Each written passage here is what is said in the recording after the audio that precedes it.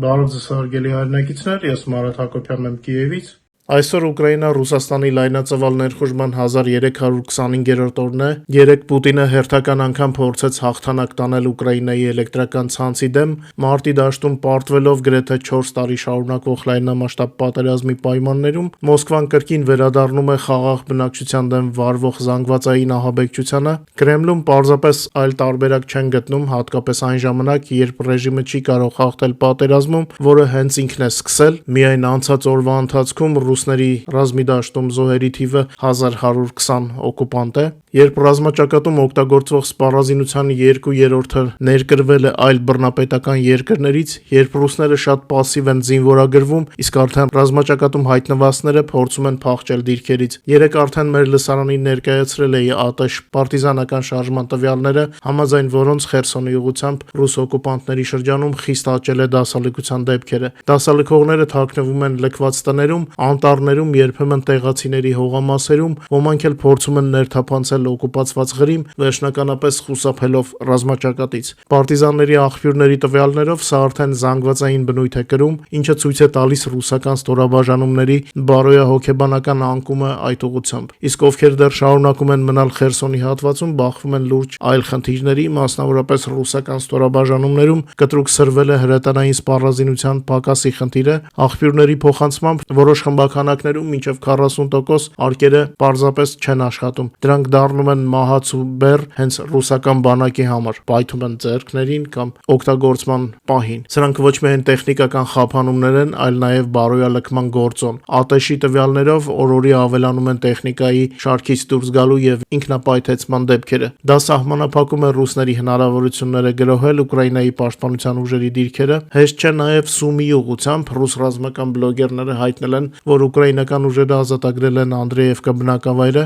Ռուսական օկուպացիոն ռազմավարության աբսուրդի թատրոնը շարունակում է զարմացնել բոլորին, բացի հենց իրենցից ռուսներից։ Օրինակ, փորձերը ներխուժել եւ ամրապնդվել Դնեպրոպետրովսկի մարզում Մոսկվայի կողմից ուղարկված մեսիջը սեփական բնակչությանը, իբր թե ամեն ինչ լավ է, իբր գրավում են նոր տարածքներ, նոր մարզեր են մտնում։ Նկարված ճակերտավոր հաղթանակի պատրանք ներքին սպառման համար։ Ցավոք սրտի, շատ ռուսներ դեռ հավատում են դրան։ Հիշում եք, թե ինչպես նրանցից շատերը մեր եթերից իմացան սննդի կտրոններ ներդնելու օրենսդրական նախաձեռնության մասին։ Սա հետամնաց հասարակություն է, որը դեռևս սնվում է Կրեմլի քարոզչական հեռուստատեսության տեղեկատվությամբ, եւ նույնիսկ ռուսաստանցիները չգիտեին, թե իրենց падգամավորները ինչ են նախատեսնում հասարակ ժողովրդի համար, կամ չէին նկատում հերթերը ավտոլցակայանների, կամ միգուցե չէին ուզում նկատել դա, միգուցե այդպես իրենց համար հեշտ է ապրել, բայց ինչքան էլ գլուխները ավազի մեջ ցնեն, միևնույն է իրականությունը հասնելու է բոլորին։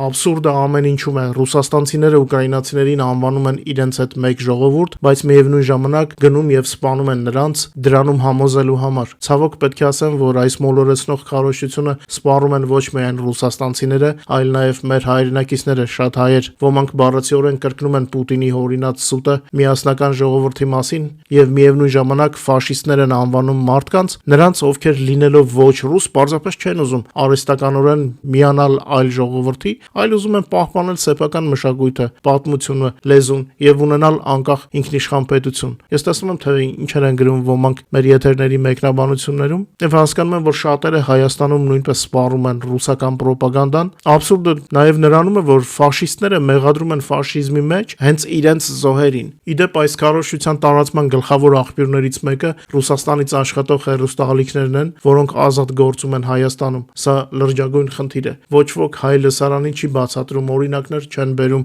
այլ դեպքերից։ Փորձեմ ես բերել մի օրինակ, երբ խոսում ենք մեկ ժողովրդի մասին, ինչու ոչ ոք օրինակ չի բերում բուլղարներին եւ մակեդոնացիներին։ Չէ՞ որ շատ բուլղարներ համարում են մակեդոնացիներին իրենց ազգակից, բայց երբ Մակեդոնիան անկախություն հռչակեց, առաջիններից մեկը, եթե ոչ հենց առաջինը, Բուլղարիան էր, ով ճանաչեց այդ անկախությունը։ Բուլղարիան պատերազմ չհայտարարեց Մակեդոնիային համոզելու, որ իրենք նույն ազգն են։ Գիտեք ինչու, որովհետև որևէ նորմալ մարդ երբեք չի ցանկանա մարդ սպանել, հատկապես նրանց, ում համարում է եղբայր կամ ազգակից։ Եթե այս օրինակներն ավելի շատ ներկայացվեին, շատ հայեր եւս կտեսնեին տարբերությունը իրական եղբայրական կամ պարզապես մարդասիրական վերաբերմունքի եւ Պուտինի ռեժիմի վայրակ կայսերապաշտ նկարտումների միջև։ Այն ռեժիմը, որն ուզում է ուժով խորտակել մի ամբողջ ժողովրդի, մի ժողովրդի, որի պատմությունն ու մշակույթը շատ ավելի հին է, քան ռուսական պատմությունը։ Ավելին ասեմ, Ուկրաինայի հայերի պատմությունն է ռուսական պատմությունից ավելի հին, շատ ավելի հին։ Այս ամենի մասին ցավոք կամ չի խոսվում, կամ շատ քիչ է խոսվում։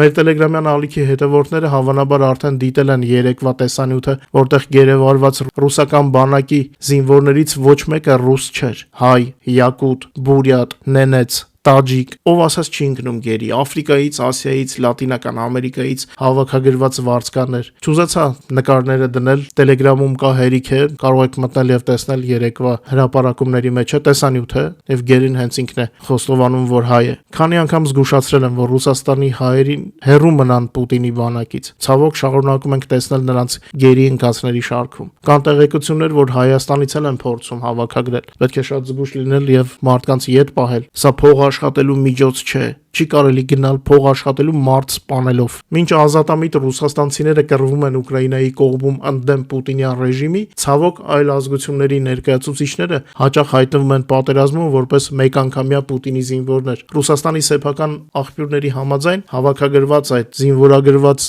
նորակոչիկների կյանքի միջին տևողությունը մոտ 2 շաբաթ է պլյուս-մինուս։ Դրանից հետո կամ հանձնվում են, եթե բախտները բերում է, կամ ոչնչացվում են։ Ավելի հաճախ իհարկե ոչնչացվում են։ Պուտինը ստեղծել է մահվան կոնվեյեր, որը ոչ միայն ոչնչացնում է խաղաղ ուկրաինացիներին, այլ նաև ռուսներին, նաև այլ ազգի միամիտներին կամ անխելքներին, ովքեր հավատացել են կամ ընդունում են ռուսական թեզերը։ Ռուսաստանի կենսունակության կարմիր գծերը արդեն անցել են։ Միևնույն է, այդ երկիրը այլևս կենսունակ չէ այս տարածքներով շարունակել գոյատևել, բայց Պուտինը պարզապես փորձում է երկարացնել սեփական իշխանության գոյությունը։ Իսկ նրանք, ովքեր ծառայության են անցնում նրա հանցավոր բանակում, նպաստում են բռնապետի կյանքը երկարաձգելու ծրագրին եւ ավելի շատ մարդկային զոհերին, եւ հենց իրենք են առաջինը զոհ դառնում։ Բազմիցս ասել եմ, որ Ուկրաինայում էլ առաջինը զոհ դարձան այն շրջանների բնակիչները, ովքեր ավելի շատ հավատում էին ռուսական ռոպագանդային։ Մինչ մեր այսօրվա եթերի հիմնական թեմաներին անցնելը, խնդրում եմ մի քանի վայրկյան հատկացնել YouTube-ի գործիքներից օգտվելու համար, մեր եթերը լայքելու համար, եթե հնարավոր է, խնդրում եմ տարածեք սոցիալական ցանցերում, ինչպես ասել եմ, ձեր յուրաքանչյուր լայքը կամ եթերի տարածումը սա հարված է ռուսական ռոպագանդային։ Անցած գիշեր եւ այսօր առավոտյան ռուսական օկուպանտները հարվածել են Ուկրաինային արձակելով 32 հրթիռ եւ 465 տեսակի տարբեր դրոններ։ Ուկրաինայի հակաօդային պաշտպանության եւ ռադիոէլեկտրոնային պայքարի ստորաբաժանումներին հաջողվել է ոչնչացնել կամ խափանել թշնամու թիրախների մեծ մասը, մասնավորապես 15 հրթիռ եւ 405 դրոն։ Ցավոք գրանցվել են նաև 13 հրթիռի եւ 60 հարվածային դրոնի ուղղակի հարվածներ 19 տարբեր վայրերում։ Բացի այդ, խոցված դրոնների անկումները գրանցվել են եւս 7 հատվածում։ Ուկրաինայի ներքին գործերի նախարար Իգոր Կլիմենկոյի խոսքով, այս գիշեր ծանր էր երկրի համար։ Ռուսաստանը զանգվածային հարձակում է իրականացրել 8 տարածաշրջանների, այդ թվում Կիևի վրա, զոհվել է 1 երեխա, վիրավորվել է ավելի քան 20 մարդ։ Հարվածների տակ են հայտնվել էներգետիկ օբյեկտները, քաղաքացիական ենթակառուցվածքը եւ բնակելի տներ ու շենքեր։ Թշնամու թիրախում են հայտնվել Կիևի, Չերկասիի, Պոլտավայի, Դնեպրոպետրովսկի, Զապորոժիայի, Չեռնիգովի, Սումիի եւ Խարկովի մարզերի էներգետիկ ենթակառուցվածքները։ Ընդհանուր առմամբ հարվածվել է 4 հեկի, 2 ջեկի, 2 ջերմաէլեկտրակենտրոնի։ Ավիացիայի հարցերով փորձագետ Կոնստանտին Կրիվոլապը հայտարարել է, որ նման մասշտաբի բալիստիկ հարված էներգետիկ ենթակառուցվածքի վրա դեռ չէր արձանագրվել։ Մեր լսարանը լավ է ճանաչում Կոնստանտին Կրիվոլապին, հաճախ լինում է մեր մոտ հարցազրույցներին։ Հրթիռային գիշերային հարձակման հետևանքով Կիևում եւ Ուկրաինայի 9 մարզերում ներդրվել են էլեկտրաէներգիայի վթարային անջատումներ։ Մոնիթորինգային ալիքների տվյալներով առաջիկա 48 ժամում հնարավոր է նոր զանգվածային հարձակում Ռուսաստանի կողմից։ Նշվում է, որ ռուսական կողմը արդեն իսկ սպառազինել է 4 Tu-95 MS եւ Tu-160 ռազմավարական ռմբակոծիչներ թևավոր հրթիռներով եւ տեղափոխում է դրանք Ամուրի մարզի օդանավակայանից դեպի Մուրմանսկի մարզի մարզի Օլենիա օդանավակայան, ընդհանուր առմամբ առկա տվյալներով առնվազն 8 Tu-95 MS եւ Tu-160 արդեն բեռնված են մինչեւ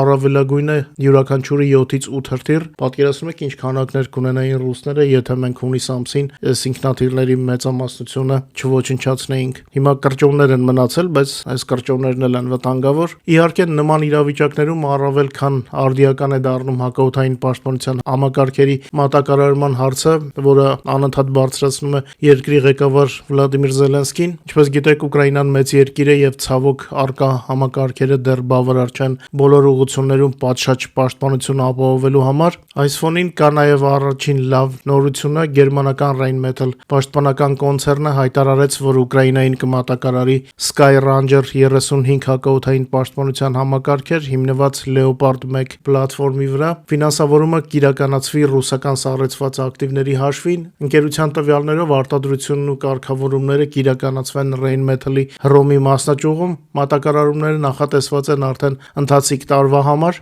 Ուկրաինական ուժերը շարունակում են հակահարձակումը Դաբրապոլիայի ուղղությամբ Դոնբասում, միաժամանակ հետ մղելով ռուսական բանակի գրոհները եւ նրանց պատճառելով զգալի կորուստներ։ Այս մասին տեղեկացրել է Ուկրաինայի զինված ուժերի գլխավոր հրամանատար Ալեքսանդր Սիրսկին։ Նրա խոսքով օպերատիվ իրավիճակը ռազմաճակատում մնում է բարդ։ Ուկրաինայի պաշտպանության ուժերը կենտրոնացնում են հիմնական ջանքերը թշնամու առաջխաղացումը կասեցնելու, վիճակը կայունացնելու ուղղություններով, հատկապես Լիմանի, Պոկրովսկի, Դաբրապոլիայի եւ Նավապավլովսկի ուղղություններում, պատճառելով հակառակորդին զգալի կորուստներ։ Միայն սեպտեմբերի ընթացքում ռուս օկուպանտների ընդհանուր կորուստները կազմել են մոտ 28500 զինծառայող։ Ներկայումս դեսանտային զորքերի, գրոհային գնդերի եւ պաշտպանության ուժերի այլ ստորաբաժանումների հաջող գործողությունների շնորհիվ հնարավոր է դառնում կանգնեցնել եւ հետ մղել թշնամուն, որը այս աշնան սկզբին նախատեսում էր գրավել ամբողջ Դոնեցկի մարզը։ Նախատեսել էր, բայց ժողովրդական լեզվով ասած մուրազը փորը մնաց։ Երեկ Ալեքսանդր Սիրսկին հայտնել է, որ Ուկրաինայի զինված ուժերը ընդլայնել են վերահսկողության գոտին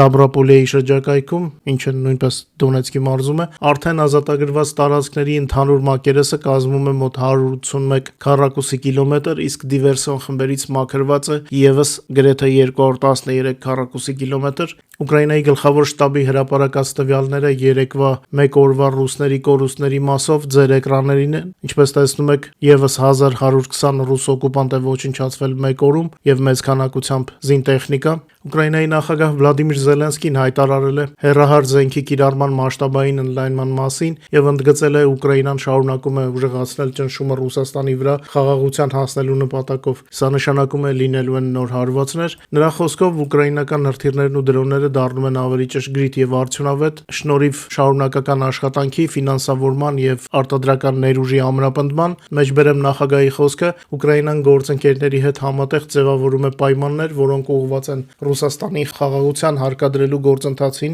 Մենք աջակցում ենք գլոբալ դիվանագիտական նախաձեռնություններին, ներառյալ Մերձավոր Արևելքում կարգավորման ուղղությամբ ընթացող գործընթացներին, նշել է Ուկրաինայի նախագահը, ակնարկելով Իսրայել-Գազա հարաբերությունները։ Զելենսկին շեշտել է նաև կարևոր է, որ Ամերիկայի Միացյալ Նահանգների առաջնորդությունը շարունակի ակտիվ դեր ունենալ նաև այս ուղղությամբ։ Նախագահի խոսքով Ուկրաինան ակտիվորեն մեծացնում է հեռահար զենքի կիրառման ծավալները, անցկացնում է անձնակազմերի վարժանքներ եւ ավելացնում է անհրաժեշտ սպառազինության արտադրությունը։ Մոտակա ամիսներին Կիևը նախատեսում է իրականացնել հստակ ռազմավարական պլաններ ագրեսորի վրա ճնշումը սաստկացնելու համար։ Դե ինչպես ասացի, սա նշանակում է հարվածները շատանալու են։ Մինչ Ռուսաստանը միլիարդներ է ծախսում Ուկրաինայի խաղաղ բնակչության դեմ հանցավոր պատերազմ վարելու վրա, հենց Ռուսաստանի քաղաքացիներն են զանգվածաբար զոհվում ավիավթարներում։ Ռուսական աղբյուրների տվյալներով ռուսաստանցիները զանգվածաբար զոհվում են 50 տարվա հնություն ունեցող ինքնաթիռների կործանման հետևանքով։ 25 թվականին արդեն իսկ գրանցվել է աննախադեպ հակառեկորդ 4 խոշոր ավիավթարներում զոհվել են 53 ռուսաստանցի,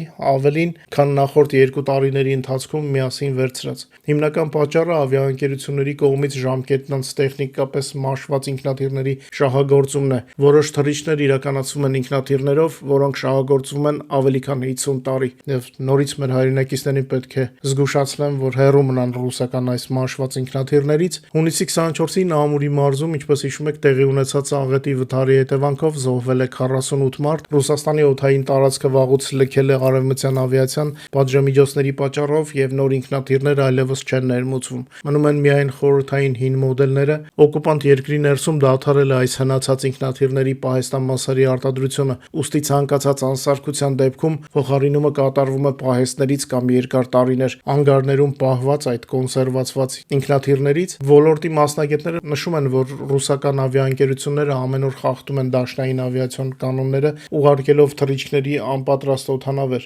Ռոսավիացիայի կանխատեսմամբ առաջիկա 5 տարիների ընթացքում ավիաընկերությունները կարող են կորցնել ևս 339 հնացած ինքնաթիռ։ Սակայն ռուսական քարոզչությունը մեծ մասամբ անտեսում է այս փաստերը կամ թաքցնում դրանք։ Դրա փոխարեն ամեն օր զանգվածային կեղծիքներ է տարածում ռազմաճակատի մասին։ Հինգշաբթի օրը ռուս քարոզիչները տարածեցին լուր, որ իբր ոչնչացրել են ուկրաինական նոր Ֆլամինգո հրթիռ։ Կրեմլամետ քարոզիչները շարունակում են անթիվ կեղծիքներ տարածել Ուկրաինայում պատերազմի մասին գոյություն չունեցող ճակերտավոր հաղթանակները վերագրելով ռուսական օկուպացիոն ուժերին։ Վերոհիշալ հրթիռի ենթադրյալ բեկորների պատկերները հրապարակվել են առցանց։ Պնդվում է, որ իբր հրթիռը թռչում էր 600 կմ արագությամբ 100 մետր բարձրության վրա։ Սակայն այս անգամ քարոզիչները լուրջ սխալներ են թույլ տվել կեղծիքը ստեղծելիս։ Քարոզիչների կողմից հրապարակված լուսանկարներում հրթիռի կառավարման էլեկտրոնային բլոկի բնութագրի պիտակի վրա ուկրաիներենում տեղի ունեցել ակնհայտ ուղղագրական սխալ «Ստուպին Զախիստու» բառերի մեջ։